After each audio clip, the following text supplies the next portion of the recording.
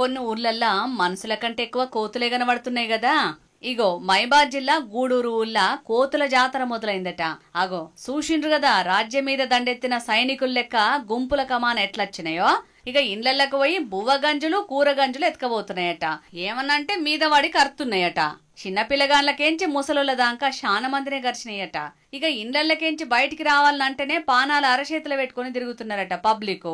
మా ఊరికి రోడ్లు లేకున్నా మంచిదే, స్తంభాలకు బల్బులు లేకున్నా మంచిదే గాని అసలు మా ఊళ్ళో ఎసొంటి సౌలతులు చేయకున్నా మంచిదే గాని గీ కోతుల బెడద నుంచి అయితే మమ్మల్ని కాపాడుండ్రని మొరబెట్టుకున్నారట లోకల్ లీడర్లకు. మమ్మల్ని రోడ్ లేకున్నా పర్లేదు, మాకు డ్రైనేజ్ లేకున్నా పర్లేదు, లైట్ లేకున్నా పర్లేదు, కానీ కోతుల బెడత నుండి తప్పియండి అని చెప్పి ఊరు పక్కన చేను వాళ్ళు కూడా అందరూ అడగడం జరిగింది.